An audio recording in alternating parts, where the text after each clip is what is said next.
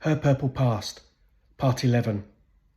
It all sunk during Alcine, I was cast as Melanie, and no soothsayer would have foreseen that tragic January. I was faltering and failing as I spied the gallery, for Florensac was ailing from some fevered malady. I sang it so much faster as I spurred the show to end, for there befell disaster, and I yearned my love to tend. I yearned the show be ended, and then so soon it was. Though tenderly I'd tended, scarlet fever was the cause. Though God be prayed that she'd be saved and every saint be blessed, and Jesus plied, and then I cried to every sin confessed, and though I'd nursed, my heart was burst when she was laid to rest. I have to pause, Amelia, I'm so much more distraughter. Taken black to Florensac, I need a drink of water. I crumbled at her funeral and sobbed atop her mound, as her body was too beautiful to put beneath the ground. The mound that night became my bed, I on it sobbed a flood. What so alive was now so dead and buried in the mud.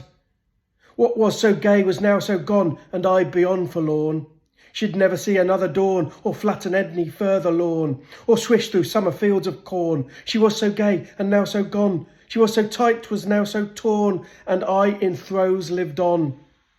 I'd never again kiss those lips, we'd never again converse. An absolute apocalypse destroyed my universe. At noon it started raining, whilst I cried into soil, so tears and rain were draining out some hideous gargoyle. I was muddied, with heart shattered, as I dragged myself away. I'd lost the thing that mattered, and those golden times went grey. Lost the one thing that had mattered, and to Albert's went to stay. I headed to Albert's, else I headed for the morgue, but I nearly went to prison for the bitch of Luxembourg. I was wretched and so sodden, and my crotch was saddle sore. I was never so downtrodden when that cunt called me a whore. I was dripping from the drizzle as I listened to her rants. After pulling out my pistol, the Duchess pissed her pants. We stood there in our puddles, though her yellow puddle bigger, and Albert, sniffing trouble, stopped me pulling on the trigger. Albert stopped the shooting by jumping in the way, save that floozy had been rooting, who said the worst thing she could say. Then told, to his credit was embarrassed, that it now was time to leave, so I horsed it back to Paris and continued on to grieve. I starved there in my attic, at no stores could I be served, feeling more and more pathetic, for believed it was deserved. Was famished in my lodgings till Thevenard bought food, as 4 shopkeepers sought charges for my mourner's manic mood. He relayed what Francine offered, though enormously afraid, a part in the new opera in the Venetian Maid. I needed that distraction to soothe my addled brain, the opera give me traction to plough on through the pain.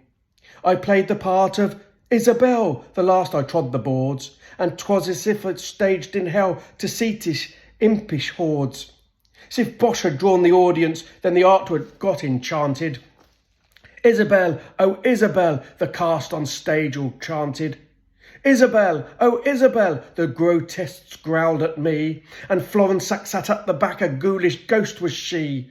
The fiendish crowd were grinning as my mind began to crack, and a carousel was spinning, seeing Is and Florensac. Fanchon morphed vampiric, and she pined my breast to bite. Demesne waxed lyric, spat out acid out of spite. Francine yelled obscenely, "Fucking get on with the act!" And the rabble cackled ceaselessly as on the stage I cracked. I kicked a candelabra as the flames formed demon themes, and it got so macabre that I tore my skin and screamed. I ripped down all the posters at the cartoons tried protest, and attacked 2 of my co-stars as was sure they'd been possessed. I tore a velvet curtain and hid beneath the drape, as Satan came in person, and I needed to escape. I heard demonic laughter as I cowered in my camp, and Albert told me after that I gibbered like a tramp. Francine, better she in Bedlam. Demesne, be better off in jail. But my close friend's referendum was my final coffin nail. So I thought that I was finished, as my gallivanting done, whence to this convent banished, thence to die a stale nun. Banished to this convent, and I thought my life was through, yet downturned turned to ascent, now my future is with you. 'Tis time you met your cousin, soonish vespers will begin, and then the bell's percussion should disguise my abseiling. But before we start our mission, I'll just say you saved my life, Please permit a proposition that we live as wife and wife. I'll end with a proposal that your fever is with me, my all's at your disposal, for I'm in love with thee. Amelia Ambrose. I have never felt so stable as my childhood was a chore. Now my cards are on the table, I've been fucked since I was 4. Though through thee I've myself mastered, when before I wished I was dead. As father, the foul bastard, for 10 years raided my bed. 12 years I have been haunted for the things that father done, but I've never felt so wanted now our future hath begun. Now I have myself discovered, and it's all because of thou. Never felt before so beloved, yet I certainly do now. I believe that it's fated that my future is us both, and we'll both be as satiated as I'll pledge to thee an oath. I'll pledge you all my passion through times both thin and thick, and I cherish your compassion, for we've cured each other sick. We've mended our mentalities with mutual emotion, so in all eventualities I promise my devotion. She glided out the commune with a sun a sinking peach, and scolded by a hooded prune, 'twas a flagrant breach. To an ancient sister's concern she'd countered a Hail Mary, promising a quick return, for the vapid witch was wary. As the autumn sun was dipping with the birds still in full tweet, and the crickets full on cricking, she scampered to the meet. With crystal water gargling, her trusted cousin kissed, and hugged, and then a bargaining 2 pearls for Julie's list. She'd skip back to the dormitory, her soul brimful of sun, though promised lasting purgatory by that arsehole of a nun. By that puckered sallow starfish couldn't sour her elan. When swerved the evening service, she found a dashing man, kitted out in leather, like precisely how she planned. 2 pistols for the treasure were holstered in his band. At a glance she'd feared the worst, 'twas a spit of her sick father. Now she thought her heart would burst when Julie jumped upon her. Frantically she scrambled to undo the laced-up jerkin, then had ravenously gambled, so far the plan was working.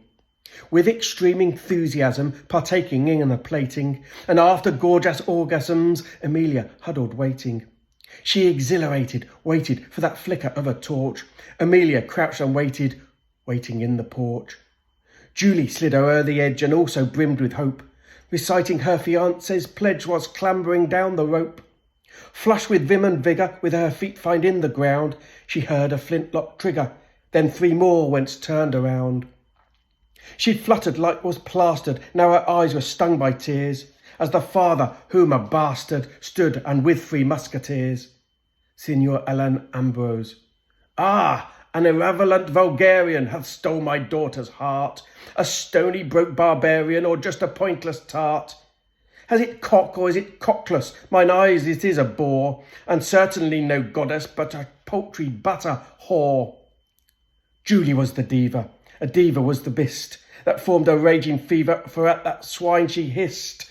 Abuser of thy daughter, thou shan't abuse no more, as now I'll fucking slaughter thee for calling me a whore. The pistols were amongst the best, the powder proved a dud. 4 projectiles pierced her chest, splattering her blood.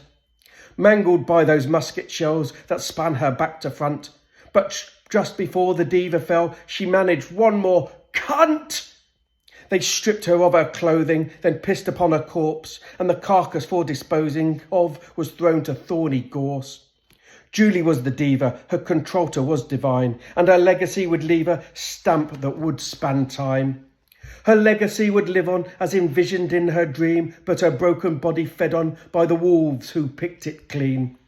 Poor Amelia sat waiting till her very soul went numb, frantically sat waiting for a love that couldn't come. The end.